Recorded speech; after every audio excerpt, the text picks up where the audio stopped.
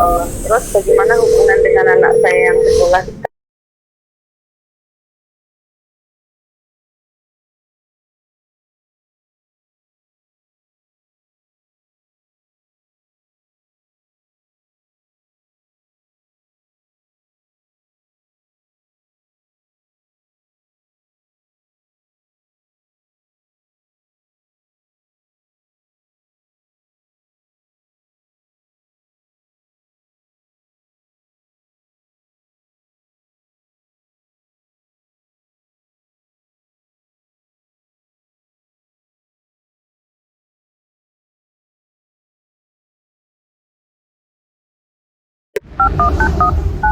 Ya Allah. Terus bagaimana hubungan dengan anak saya yang sekolah di pesantren, Pak? Ini mau nanya. Yang ketiga adalah zakat hewan ternak, dan yang keempat adalah zakat perdagangan.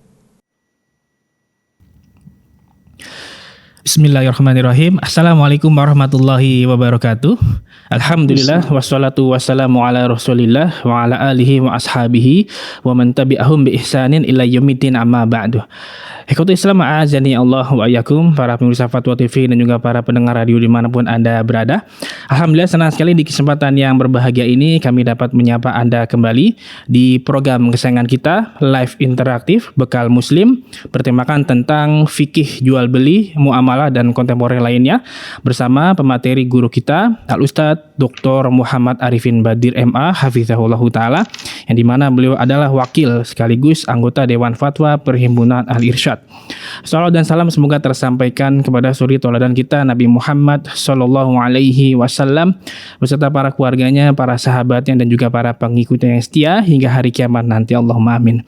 Nah, mengikuti Islam, azani Allah wa yakum, para pemirsa Fatwa TV dimanapun Anda berada, kami informasikan juga untuk live interaktif ini kami di-relay atau disiarkan juga oleh beberapa stasiun radio yang tergabung di RTVC, Asosiasi Radio dan Televisi Islam Indonesia.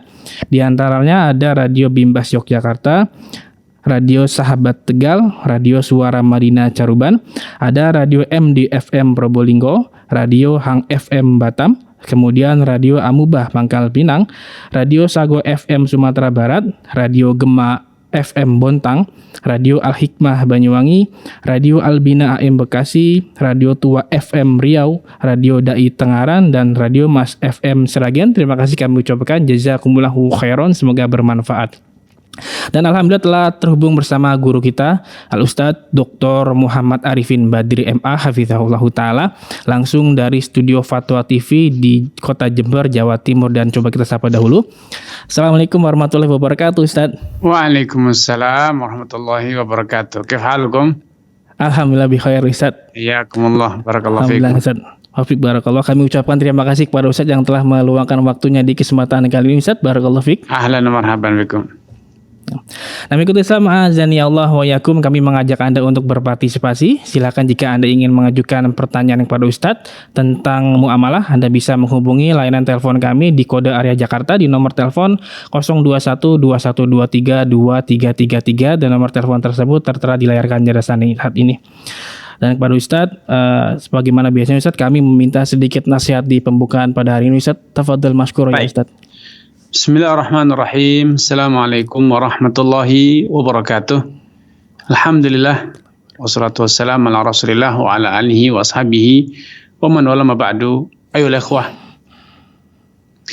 dalam kehidupan dunia seringkali kita tersamarkan atau terkaburkan antara merasakan nikmat dengan ketagihan, sehingga seringkali kita salah alamat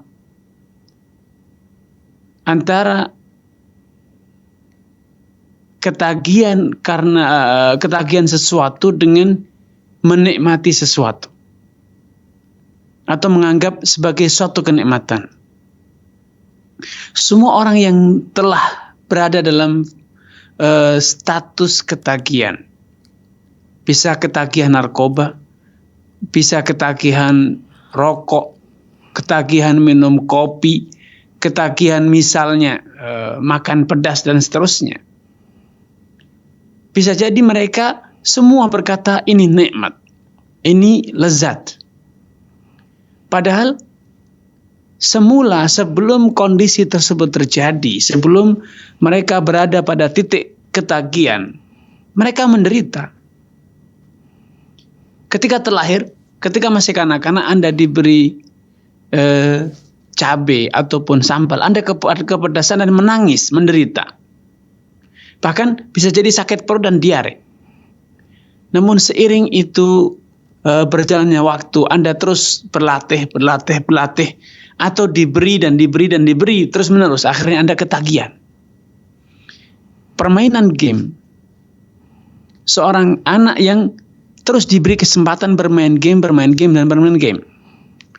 dia merasa itu menyenangkan, membahagiakan, mensejahterakan, walaupun faktanya dia telah menderita sakit penglihatannya, mentalnya terganggu, fisiknya terganggu, kesehatannya terganggu. Bahkan dia bisa sampai pada level lupa makan, lupa minum, lupa tidur, lupa buang air besar, air kecil.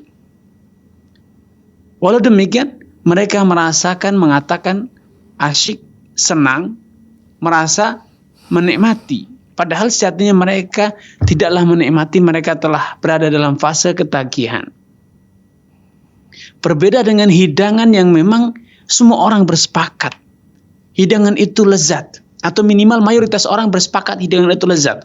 Walau Anda baru merasakannya sekali, mengecapnya sekali, Anda langsung berkata ini adalah hidangan yang lezat. Atau ketika Anda mendengarkan satu nasihat, satu pemandangan yang indah, yang berguna, mengobarkan semangat iman, membawa pelajaran bagi hidup, Anda berkata ini adalah satu momentum, satu kejadian yang sangat berguna, menyenangkan hati. Sesuatu yang baik, walau tidak berulang, akan diakui oleh masyarakat luas itu sebagai satu kebaikan. Bersedekah, menolong orang, walaupun uang Anda berkurang. Tetapi ketika Anda merasakan, melihat, menyaksikan langsung betapa masalah yang menjerat orang yang miskin tersebut betul-betul berhasil Anda urai. Anda berhasil mengentaskan saudara dari kemiskinan, dari permasalahan problem hidupnya. Walaupun Anda tidak mengecap itu dengan lisan Anda. Bukan Anda pelakunya, bahkan Anda berkorban dengan harta, tenaga, waktu, pikiran Anda. Tetapi Anda menikmati itu. Bukan karena ketagihan, tetapi karena itu adalah betul-betul suatu perbuatan yang baik. Saat ini betapa pentingnya kita membedakan antara kebaikan dengan ketagihan. Antara sesuatu yang betul-betul lezat, betul-betul nikmat, dengan itu adalah hawa nafsu yang telah membelenggu diri kita, akhirnya kita tidak lagi mampu meninggalkannya. Atau yang disebut dengan telah ketagihan atau kecanduan. Dengan kita membedakan dua hal ini, walaupun sekilas sama-sama menikmati, sama-sama merasakan kepuasan, tetapi tentu satu kepuasan yang didasari oleh ketagihan itu adalah kepuasan semu, menipu. Ya, itu bukan kesenangan, itu bukan kebahagiaan, bahkan kesengsaraan. Karena itu dalam pepatah bijak, menjadi orang bodoh, menjadi orang miskin, menjadi orang yang sakit itu jangan berkepanjangan. Jangan biarkan semua itu berkepanjangan dalam hidup Anda. Karena berbagai derita, kesusahan, kegagalan bila itu telah berkepanjangan, maka Anda akan menjadi ketagihan dan sulit untuk meninggalkannya. Orang yang sudah terlalu lama tidak menghadiri pengajian, terlalu lama tidak membaca Al-Quran, terlalu lama tidak meneteskan air mata di hadapan Allah Subhanahu wa Ta'ala, maka semua itu dianggap fine-fine saja, oke-oke saja. Padahal itu adalah sebuah derita. Sebaliknya, ketika Anda betul-betul tergugah untuk mengucapkan astaghfirullah, walau hanya sekali, walau hanya satu momentum, setelah sekian lama Anda tidak mengucapkannya, Anda akan menemukan kedamaian yang itu bukan karena faktor ketagihan, tapi memang betul-betul ucapan astaghfirullah La ilaha illallah yang keluar dari batin Anda, keluar dari jiwa Anda itu betul-betul mendatangkan kedamaian hidup. Bukan kecanduan, bukan sakau, bukan fly. Tapi itulah jiwa Anda yang semula gersang, jauh dari Allah Subhanahu wa taala, tiba-tiba Anda hantarkan, Anda hampirkan ke pelataran Allah Subhanahu wa taala, sehingga jiwa Anda merasakan ketentraman, kedamaian. Ala bidzikrillahi tatma'innul qulub. Ketahuilah bahwa dengan mengingat Allah, jiwa Anda itu betul-betul merasakan kedamaian, ketentraman. Anda tidak bisa membandingkan kedamaian yang dirasakan oleh orang yang beriman dengan ketenangan yang dirasakan oleh para pecandu narkoba. Karena ketika mereka menenggak minuman keras, mereka merasakan deritanya. Mereka betul-betul celaka, bukan menikmati. Tetapi karena hawa nafsu itu telah membelenggu, menguasai jiwa mereka, maka mereka tidak lagi mampu membedakan antara yang baik dan yang buruk, yang enak dengan yang tidak enak. Kecuali segala sesuatu yang sejalan dengan hawa nafsunya. Rasulullah bersabda, "Innal 'abda idza adnaba dzamban." Manusia itu kalau berbuat dosa, di hatinya dititikkan titik hitam. Kalau dia beristighfar, maka akan kembali putih. Namun kalau dia mengulang dan mengulang, maka jiwanya akan dipenuhi dengan noda-noda dosa, sampai akhirnya kalkusi mujakhyan, sampai bagaikan bejana yang terbalik. La ya'rifu ma'rufan wa la yankum munkaran. Dia tidak lagi bisa mengenali yang baik itu adalah baik, yang buruk itu adalah buruk. Satu yang tersisa bagi dirinya, ma'usyriba min hawah. Yang dia kenal hanya satu, hawa nafsunya. Segala sesuatu yang sejalan dengan hawa nafsunya, maka itulah baik bagi dia. Dia tidak lagi punya standar Al-Quran, hadis ataupun nurani, yang adanya hawa nafsu, dan itu adalah budak nafsu, na'udzubillah. Karenanya mari kita luruskan kembali persepsi kita, kita gugah jiwa kita. Betulkah apa yang kita kejar selama ini itulah sebuah kenikmatan yang memang layak untuk kita kejar, atau sebaliknya itu adalah sebuah kecanduan akan hawa nafsu yang selama ini kita perturutkan. Wallahu ta'ala alam. Masya Allah, Ustaz, jazakallahu khairan wa barakallahu fikum atas nasihat yang sangat bermanfaat sekali. Semoga Allah Subhanahu wa taala senantiasa memberikan ilmu yang bermanfaat untuk kita. Amin. Dan kita amalkan dalam ketaatan pada Allah Subhanahu wa taala. Nah, mengikuti sama azan ya Allah wa yakum, kami kembali mengajak Anda untuk berpartisipasi. Silakan jika Anda ingin mengajukan pertanyaan tentang fikih jual beli, muamalah dan kontemporer lainnya, Anda bisa menghubungi layanan telepon kami di kode nomor telepon Jakarta 02121232333, dan dimohon nanti dikecilkan dahulu suara televisinya. Ustaz, kita bacakan pertanyaan yang sudah masuk melalui website. Pertanyaan pertama dari Muhammad Taufik di Kota Medan, Sumatera Utara. Assalamualaikum Ustaz, Assalamualaikum. Semoga Ustaz senantiasa dalam lindungan Allah dan penuh keberkahan dalam keadaan apapun. Izin bertanya Ustaz, adakah solusi syar'i yang tepat jika menggunakan akad salam dari penjual ke buyer, kemudian dalam penyediaan barangnya penjual mengalami kerugian karena ada kenaikan BBM serta barang sulit didapat sehingga harga naik drastis. Sementara jika harga terlalu tinggi diberikan, maka buyer tidak jadi beli dan banyak pengusaha lain juga yang merusak harga barang, harga pasar maksudnya. Mohon nasihatnya Ustaz, jazakumullahu khairan. Baik, barakallahu fiik wa thabakumullah kepada saudara Taufik di Kota Medan.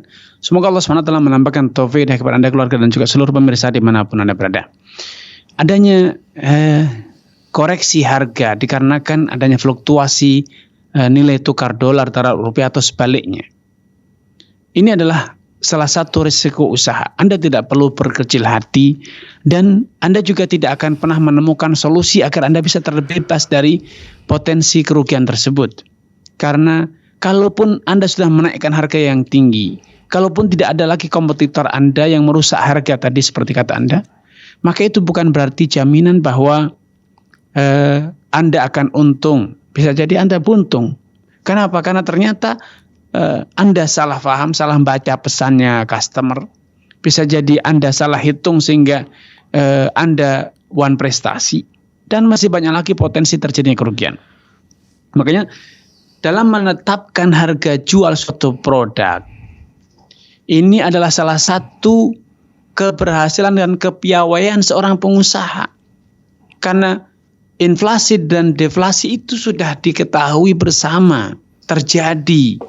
Sehingga kalau Anda salah kalkulasi, salah berhitung, maka itu resiko Anda sebagai penjual ataupun sebagai supplier.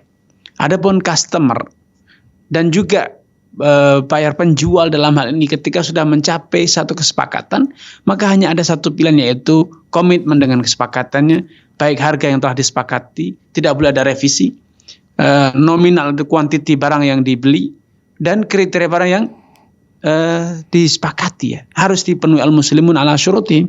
Setiap umat Islam itu wajib memenuhi persyaratan yang telah disepakati ya. Sehingga Anda tidak perlu mencari solusi yang aman karena memang tidak pernah ada. Namanya perdagangan itu adalah spekulasi. Hanya saja spekulasi yang dilakukan secara transparan, jujur, amanah. Itu adalah perdagangan. Bukan spekulasi yang bersifat gambling seperti perjudian. Ya. Seorang pedagang itu memang berspekulasi. Dia membeli barang dengan harapan nanti laku, namun ternyata belum tentu laku.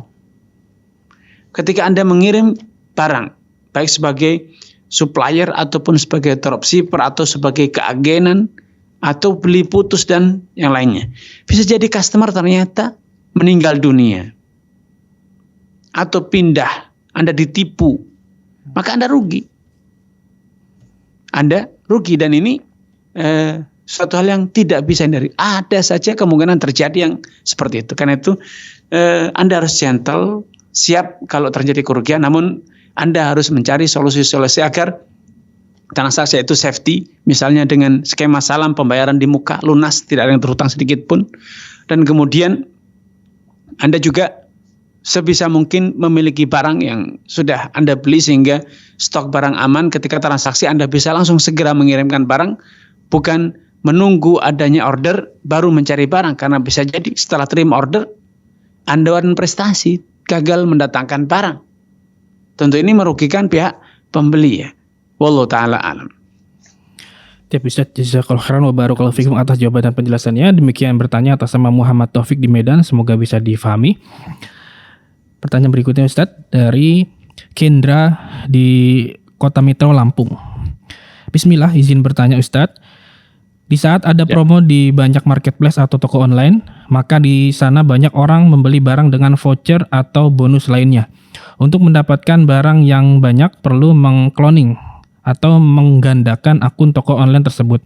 Pertanyaannya Ustadz, apa hukum menggandakan akun atau mengcloning akun toko online tanpa sepengetahuan toko online tersebut untuk mendapatkan keuntungan yang banyak? Mohon penjelasannya, barakallahu fikum. Barakallahu fiik wa tabakumullah kepada saudara Kendra di Lampung atas kebersamannya. Semoga Allah SWT menambahkan taufik kepada Anda, keluarga dan juga seluruh pemirsa dimanapun Anda berada. Cloning toko alias kita menyuguhkan data fiktif, terkesan pembelinya banyak padahal satu orang. Ya, ini adalah satu tindakan yang tidak legal. Alias ini bentuk penipuan, dan penipuan itu apapun alasannya adalah satu tindakan yang haram. Al-mutabaya'ani bil khiyar ma lam yatafarraqa. Dua orang yang bertransaksi itu masing-masing punya hak khiyar, hak untuk melanjutkan ataupun membatalkan. Fa in sadaqa wa bayyana, kalau keduanya jujur dan transparan, burika lahum fi bai'ihima, maka transaksi mereka berdua diberkahi. Wa in kadzaba wa katama, kalau keduanya bersikap dusta, menutup-nutupi, tidak transparan, maka Allah hapuskan keberkahan transaksi mereka. Sehingga mengcloning akun, toko, dan yang lainnya, atau membuat alamat fiktif, ini semuanya termasuk penipuan dan dusta yang itu hukumnya haram. Allah ta'ala alam. Masya Allah, Ustaz, jazakallahu khairan wa barakallahu fikum atas jawaban dan penjelasannya. Demikian bertanya atas nama Kendra, semoga bisa difahami. Dan ikuti Islam azan ya Allah wa yakum, kembali kami mengajak Anda untuk berpartisipasi. Jika Anda ingin mengajukan pertanyaan kepada Ustadz, Anda bisa menghubungi layanan telepon kami di 021 2123 2333. Silahkan. Tapi Ustadz, kita masih bacakan pertanyaan melalui redaksi. Ya. Pertanyaan berikutnya dari Imawan Rais di Kota Surakarta, Jawa Tengah. Assalamualaikum Ustadz. Orang tua saya pinjam uang di bank dengan akad awal jika pihak peminjam meninggal dunia maka dianggap lunas. Dengan perhitungan hutang peminjam di bank ditanggung oleh pihak asuransi. Orang tua pernah berwasiat untuk menjual tanah warisan dan jika nanti laku, uang jual tanah sebagian disedekahkan sebesar hutang orang tua yang tersisa pada bank meskipun sudah dianggap lunas. Apakah orang tua yang sudah meninggal masih ada tanggungan hutang terkait hukum syariat atau hitungan di akhirat meskipun oleh bank sudah dianggap lunas, Ustaz? Mohon penjelasannya, syukron. Baik. Barakallahu fiik wa athabakumullah kepada saudara Imawan Rais. Semoga Allah SWT menambahkan taufik kepada Anda, keluarga dan juga seluruh pemirsa dimanapun Anda berada. Bahwa ketika ada yang berhutang dan hutang tersebut telah dijamin oleh perusahaan asuransi dengan klausul-klausul yang panjang lebar, kalau terjadi kematian dan lain sebagainya, maka hutangnya akan di-cover oleh perusahaan asuransi. Maka secara hukum hutang tersebut akan dilunasi, betul-betul dilunasi, karena perusahaan asuransi terikat dengan klausul kesepakatan tersebut. Sehingga sekedar meninggal dunia dan ada laporan yang masuk bahwa nasabah itu meninggal dunia, maka perusahaan asuransi akan segera melunasinya. Dengan demikian, orang tua Anda tidak lagi dikatakan sebagai orang yang berhutang karena memang hutangnya sudah lunas. Dan perusahaan asuransi juga tidak meminta agar mengembalikan dananya, agar Anda ataupun ahli warisnya tidak mengembalikan dananya, tidak. Terlebih lagi, orang tua Anda juga telah membayar sejumlah premi, sejumlah iuran asuransi selama beliau mengangsur ataupun dari nominal piutang yang didapat oleh orang tua Anda itu sebagiannya sudah dipotong oleh perusahaan asuransi. Sehingga orang tua Anda lunas, namun tentu berhutang dengan riba, menyepakati adanya klausul asuransi itu termasuk dosa yang dipikul orang tua Anda. Karena itu perbanyak istighfar untuk kedua orang tua Anda atau untuk orang tua Anda, mohonkan ampunan untuk beliau, dan kemudian perbanyaklah sedekah atas nama orang tua Anda. Semoga semua itu dapat menghapus dosa orang tua Anda yang telah terjatuh dalam perbuatan riba. Wallahu ta'ala alam. Ustaz, jazakallahu khairan wa barakallahu fikum atas jawaban dan penjelasannya. Demikian yang bertanya, semoga bisa difahami. Dan kita angkat pertanyaan melalui via telepon. Fatwa TV, Assalamualaikum. Fatwa TV, Assalamualaikum. Waalaikumsalam warahmatullahi wabarakatuh. Ya, Umu Yodi di Pekanbaru. Silakan, Umu. Iya. Assalamualaikum, Ustaz. Waalaikumsalam warahmatullahi wabarakatuh. Izin melanjutkan pertanyaan dari member WhatsApp di Ustaz. Ya. Begini pertanyaannya, Ustaz. Teman Ana itu panen di kampung. Dia menghubungi Ana untuk minta bantuan menjualkan hasil panennya ke kota. Apakah hal yang seperti ini termasuk di dalam praktek tengkulak, Ustaz? Ya. Ya, Baik. itu aja. Sudah cukup, Ibu? Iya, udah. Baik, barakallahu fiik. Ya, barakallahu fiik wa athabakumullah kepada Ummu Yodi di Pekanbaru atas bersamanya. Semoga Allah SWT menambahkan taufik kepada Ummu Yodi dan keluarga serta seluruh pemirsa dimanapun Anda berada. Kalau memang pihak dari pemilik hasil panen tersebut, ya, dia yang menghubungi, di mana dia yang mengirimkan barang kepada penduduk kota tersebut, ya, diantarkan ke rumahnya untuk dijualkan, maka masalah ini secara tinjauan fikih termasuk masalah yang diperselisihkan oleh kalangan para ulama, karena ini termasuk praktek talaqi rukban atau bai'ul hadiril bad, bai'ul hadiril bad. Penduduk kota, penduduk pasar yang memasarkan, menjualkan barang milik orang kampung. Dan ini terlarang. Idealnya biarkanlah pemilik barang tersebut memasarkan barangnya. Kalau memang Anda ingin membantu, bantu, tunjukkan arah atau tempat di mana beliau harus menjual barang tersebut. Agar apa? Agar hubungan antara produsen dan konsumen ini pendek, singkat. Ketika hubungannya itu singkat, maka akan terjadi interaksi yang mutualisme, yang betul-betul ringan, mudah. Karena biasanya para petani, para peladang, peternak, ketika menjual sendiri, harganya itu lunak.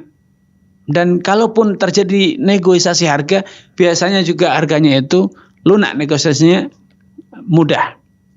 Ini satu hal yang sangat menguntungkan masyarakat luas.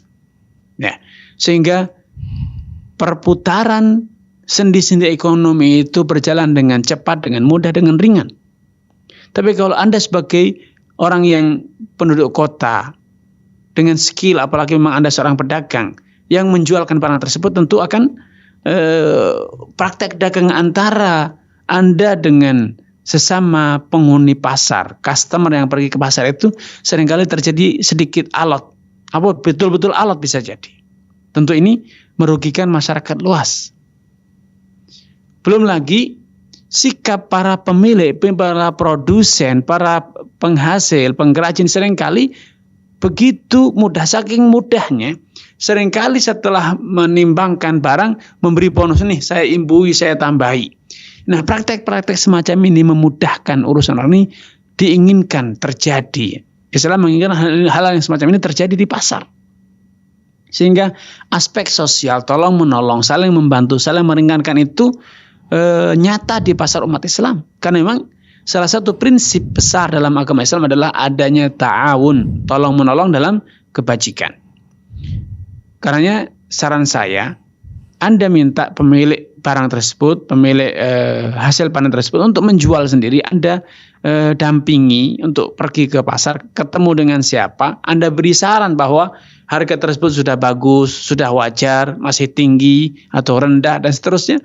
Dan untuk eksekusi transaksinya biarkan mereka yang membelinya.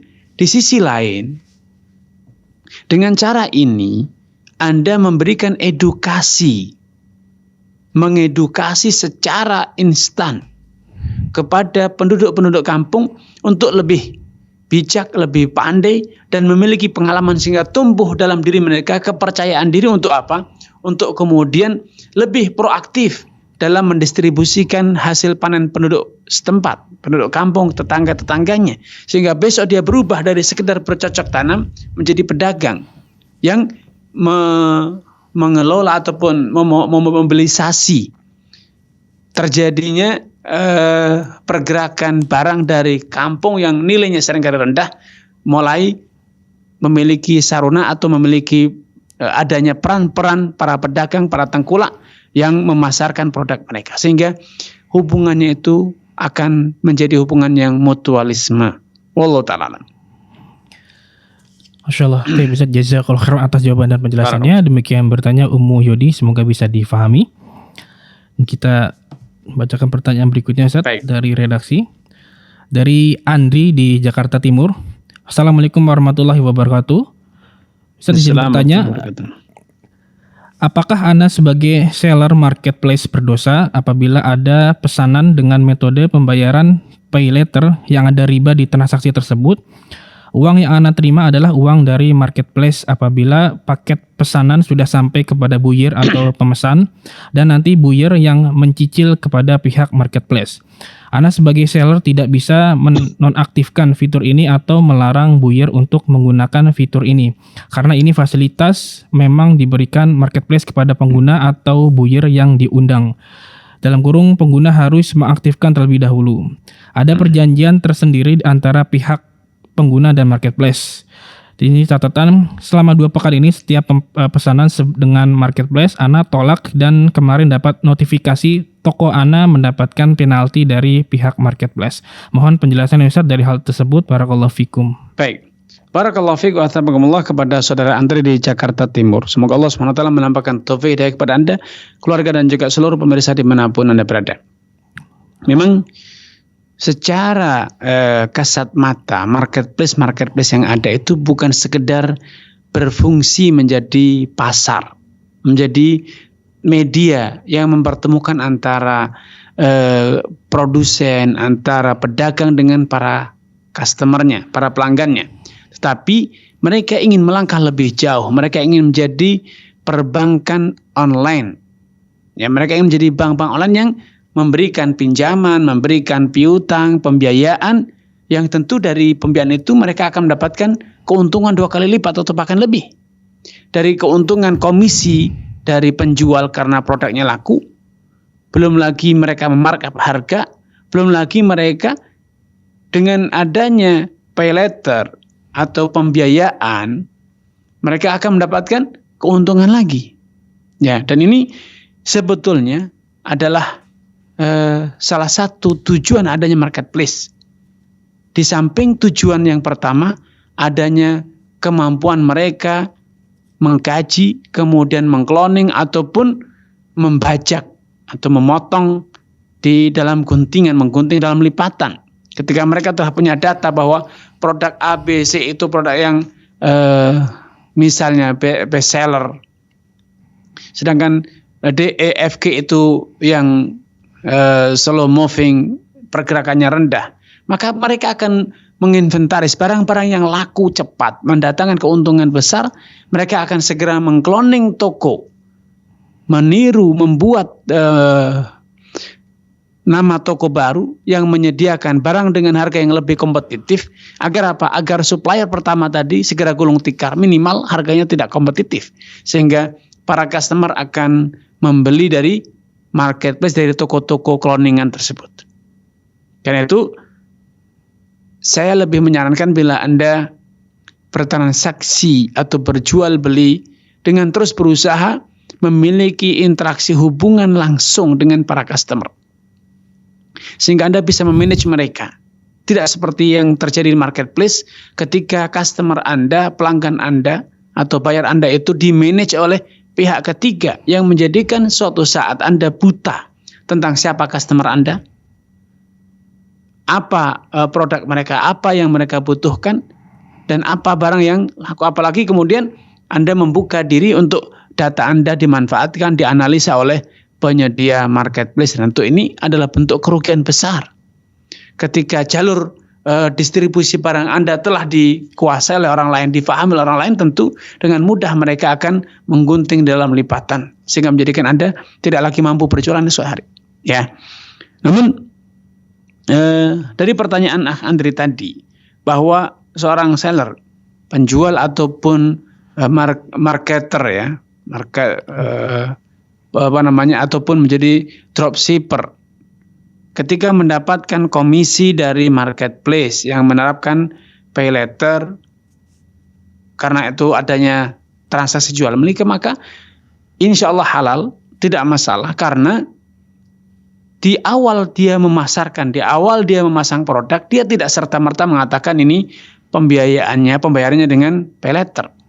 Tetap opsi pembayaran tunai, pembayaran dengan transfer langsung, itu masih terbuka. Keputusan kepastian adanya pay later itu terjadi kapan? Tatkala deal, tatkala terjadi pembayaran. Walaupun ini tentu ada unsur syubhah, karena mau tidak mau Anda ketika mempromosikan marketplace tersebut atau produk tersebut, Anda pasti akan mendeskripsikan adanya opsi pembayaran tunai dan non tunai, dan masih ada lagi opsi pay later.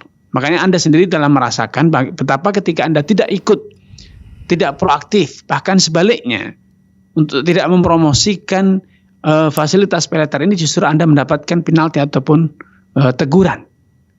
Ya, ini gambaran nyata betapa mereka, para penyedia marketplace itu betul-betul hendak mengeksploitasi para supplier dan juga mengeksploitasi para customer. Wallahu ta'ala a'lam. Masya Allah. Ustaz, jazakallahu khairan wa barakallahu fikum atas jawaban dan penjelasannya. Demikian yang bertanya atas saudara Andri, semoga bisa difahami. Dan kita berikan kesempatan kembali kepada penelpon yang sudah masuk. Fatwa TV, Assalamualaikum. Ya, Fatwa TV, Assalamualaikum. Waalaikumsalam warahmatullahi wabarakatuh. Ya, dengan Umu Abdillah di Makassar, silakan Umu. Assalamualaikum warahmatullahi wabarakatuh, Ustaz. Waalaikumsalam warahmatullahi wabarakatuh. Silakan ya, Bu. Pertanyaan saya ada dua, Ustaz. Ya. Yang pertama, di kampung kami itu lagi ini para tukang ojek biasa itu berkumpul, Ustaz. Kemudian ada salah satu orang diangkat menjadi admin. Nah, apabila ada orang yang pesan ojek tersebut, maka harus melalui admin. Namun prosedurnya, Ustadz, dia juga menalangi apabila kita memesan barang tersebut. Nah, apakah juga Yang ini nalangi termasuk- drivernya Ibu ya? Iya Ustadz, artinya drivernya dulu yang nalangi barang yang kita pesan, baru diantar ke pemesan, Customer, ya. baru pemesan yang membayar. Itu yang pertama Ustadz. Bayar ongkos kirim dan juga harga barang Bu ya? Iya Ustadz. Ya, silakan Ibu. Yang kedua, mertua saya ingin menjual rumah. Namun calon pembeli rumah tersebut akan melalui KPR.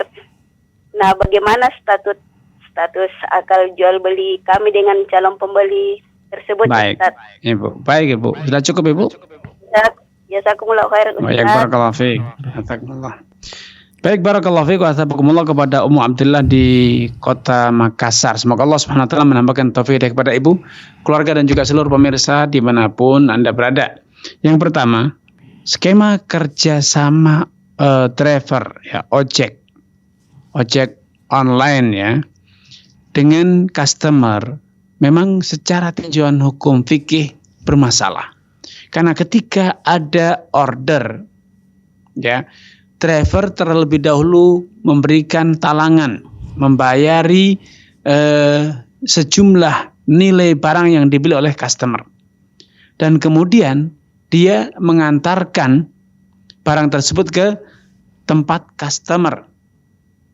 Setibanya di sana, customer akan dibebani dua hal. Pertama, nilai bayar, nilai harga barang atau harga barang tersebut, dan yang kedua adalah upah dari driver atau jasa. Sehingga dalam akad ini ada dua hal.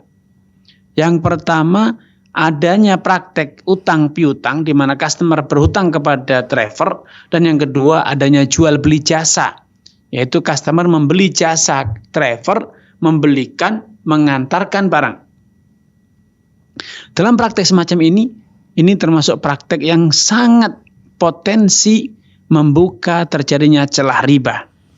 Karena semua kita sadar bahwa customer biasanya tidak akan mau menggunakan jasanya driver kecuali bila driver mau menalangi pembayarannya terlebih dahulu. Sebagaimana driver juga tidak sudi untuk menalangi pembayaran atau pembelian dari customer kecuali bila customer berkomitmen membayar atau membeli jasanya dia, memberinya upah. Sehingga ini ada akad komersial, yaitu jual beli jasa antar barang, pembelian barang, dan jasa hutang piutang. Driver menalangi atau menghutangi customer ataupun pembeli ya. Sehingga ini akad semacam ini terlarang karena Nabi SAW telah melarang kita untuk Rasulullah SAW an bai'in wa salaf. Nabi melarang kita untuk menggabungkan antara akad jual beli, baik itu jual beli barang ataupun jual beli jasa, dan akad hutang piutang, karena ini dua akad yang saling bertautan ini berpotensi menyebabkan terjadinya praktek riba, yaitu piutang yang berbunga. Solusinya sederhana. Di berbagai rumah makan yang melayani atau di supermarket atau minimarket melayani pembelian secara melalui telepon ataupun SMS. Ya, ketika ada layanan antar, maka pembeli membeli produk sekaligus membayar biaya antar tersebut sesuai dengan radius kilometer yang ada, dan itu dilakukan transaksinya dengan tokonya, dengan rumah makannya, bukan dengan drivernya.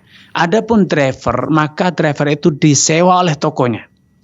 Sehingga hubungan antara customer hanya berinteraksi dengan penjualnya, sedangkan driver bertransaksi dengan penjualnya. Sehingga tidak ada tiga pihak yang saling bertautan. Dua pihak yang bertautan namun dalam akad yang berbeda. Ini solusinya. Yang kedua, ketika seorang ingin menjual rumah atau kendaraan dan ternyata si pembeli ingin membeli dengan menggunakan layanan KPR, kredit kepemilikan rumah ya, kredit pemilikan rumah yang tentu itu berbunga biasanya. Maka kalau si pemilik rumah terlibat dalam akadnya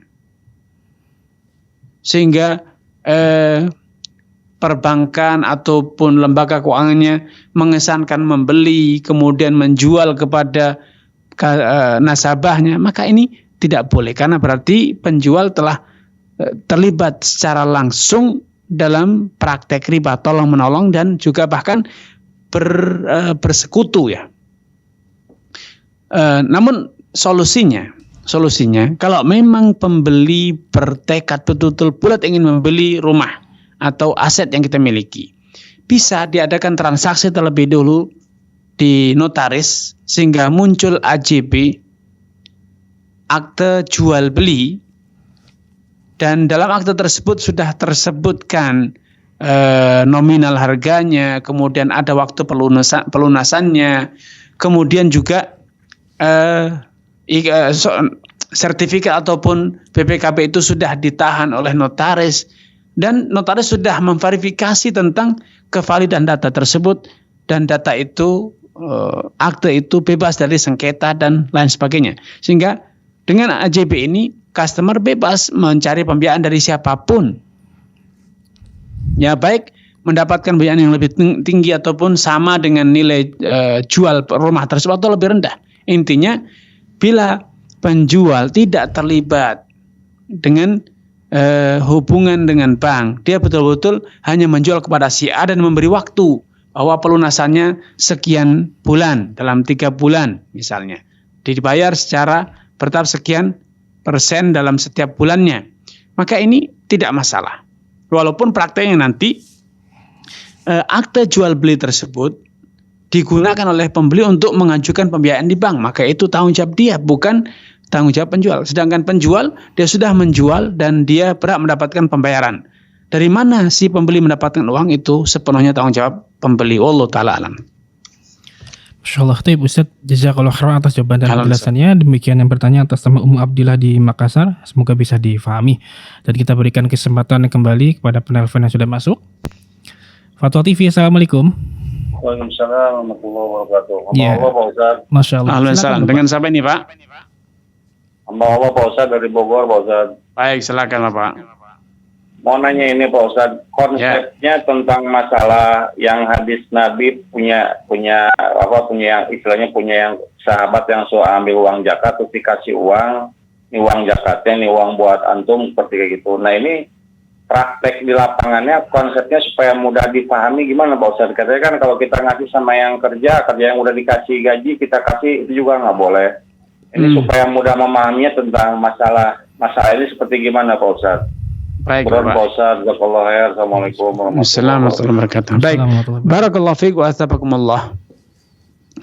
Memang zakat itu adalah satu kewajiban yang melekat dengan orang yang memiliki harta kekayaan dan telah mencapai nisab serta telah berlalu 1 tahun, 1 haul. Iya.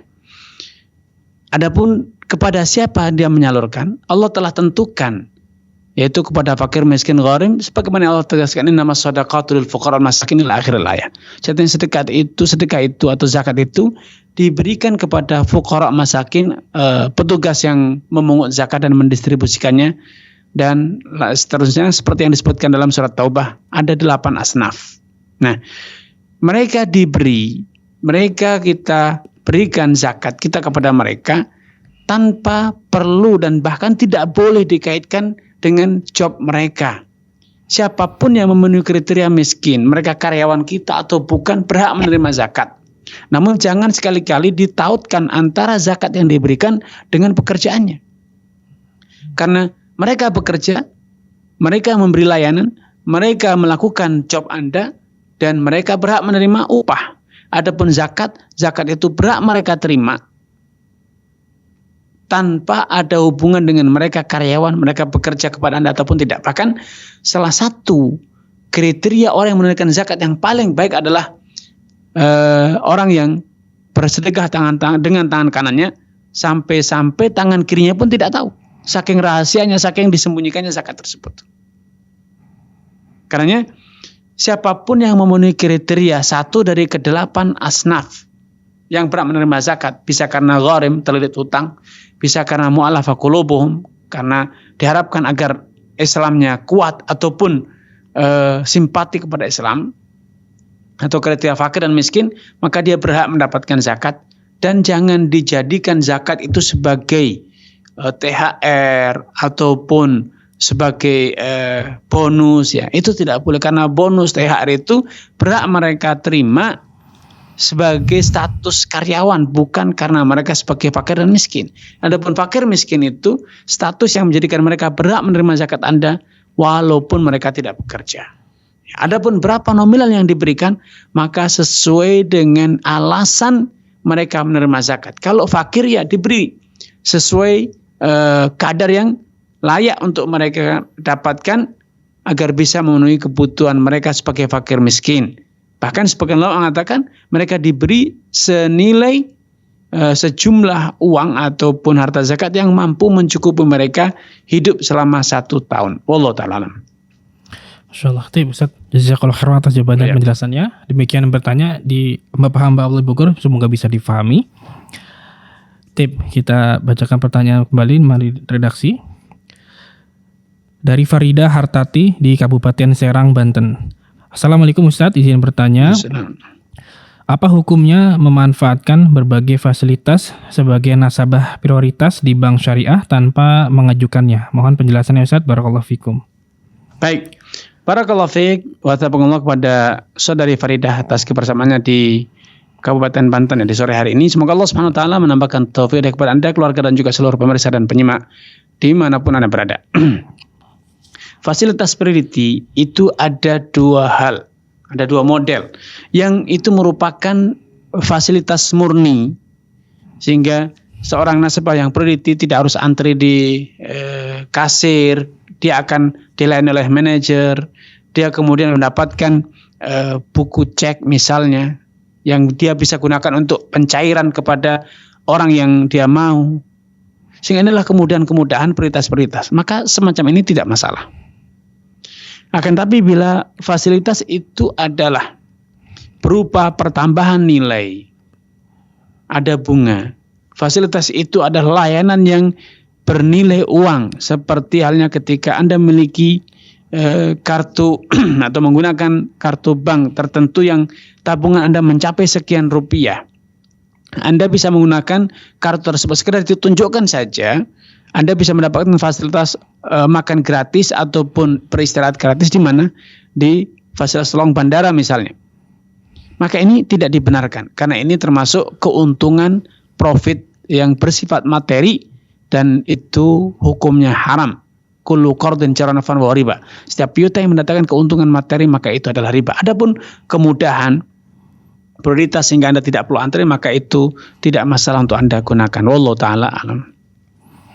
Masyaallah, barakallahu fikum Ustaz atas jawaban dan penjelasannya. Demikian yang bertanya, semoga bisa difahami.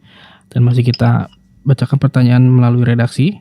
Berikutnya dari Anissa Lutfi Insani di Kabupaten 50 Sumatera Barat. Bismillah, izin bertanya Ustadz, bagaimana hukum mengikuti perlombaan sepak bola dan berhadiah, namun hadiah tersebut tidak diambil dari uang pendaftaran? Ya. Sudah cukup? Nah, cukup Ustadz.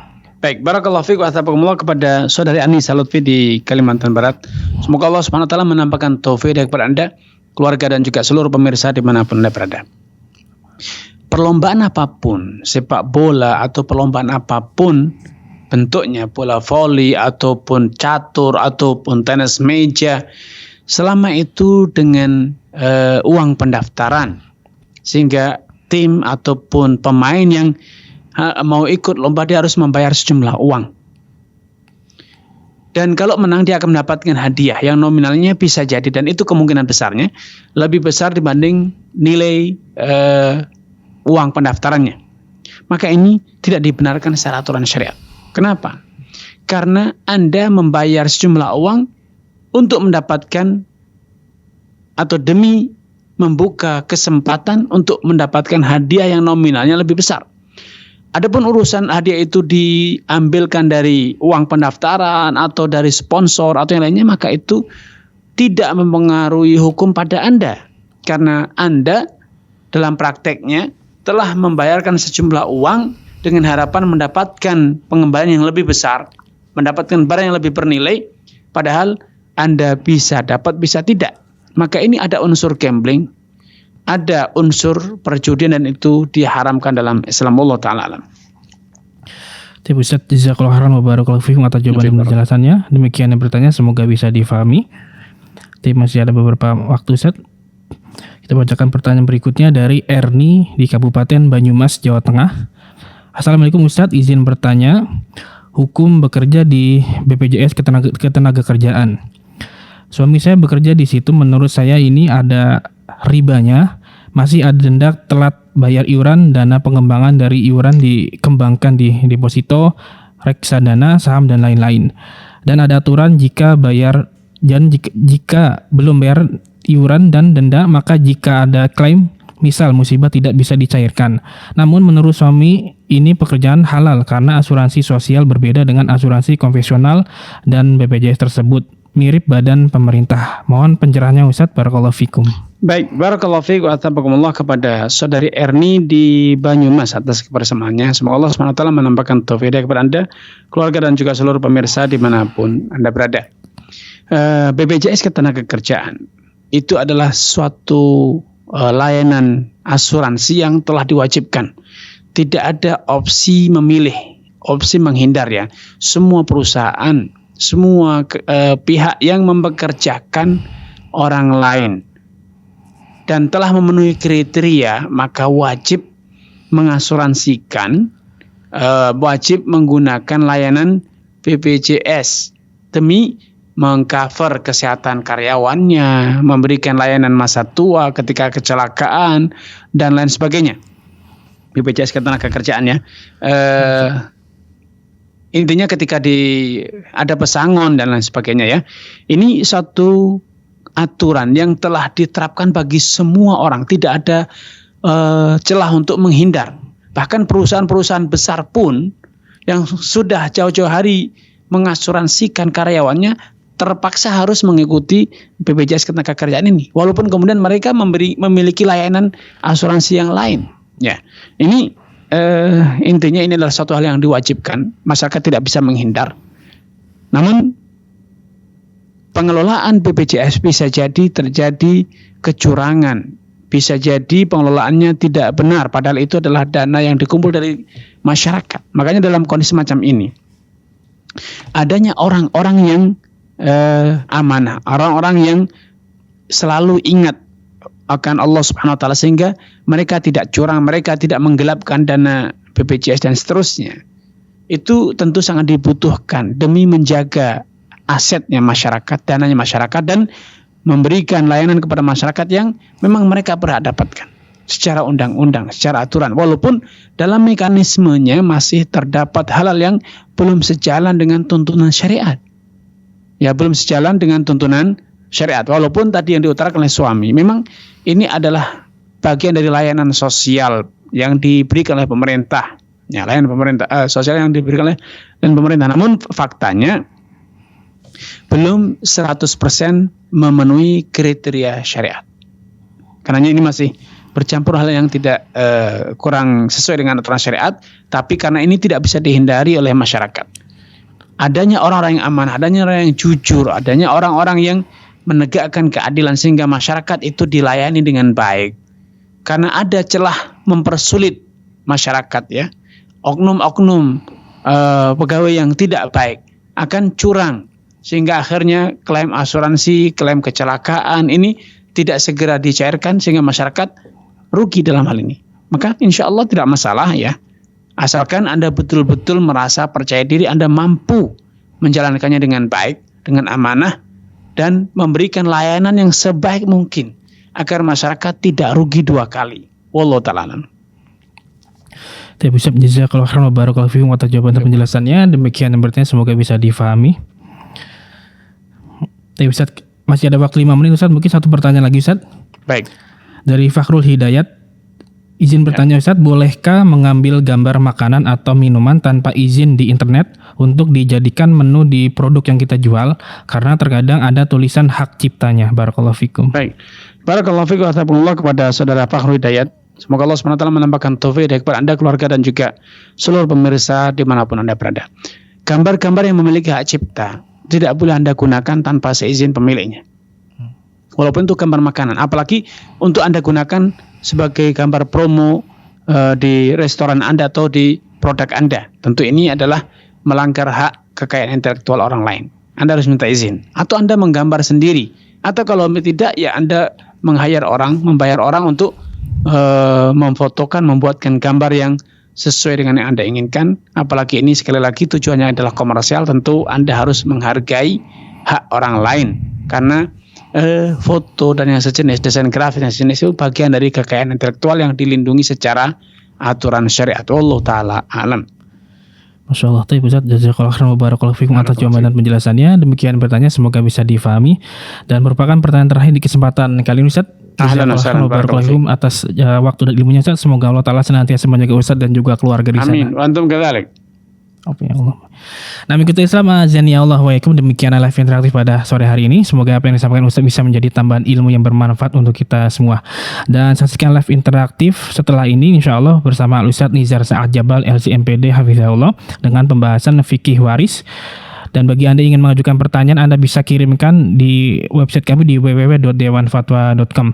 Demikian kami kurang tugas mohon undur diri. Terima kasih atas partisipasinya. Kita tutup. Subhanakallahumma wa bihamdika asyhadu alla ilaha illa anta astaghfiruka wa atubu ilaik. Wassalamualaikum warahmatullahi wabarakatuh. Ya Allah, terus bagaimana hubungan dengan anak saya yang sekolah di pesantren, Pak? Ini mau nanya. Yang ketiga adalah zakat hewan, ternak, dan yang keempat adalah zakat perdagangan.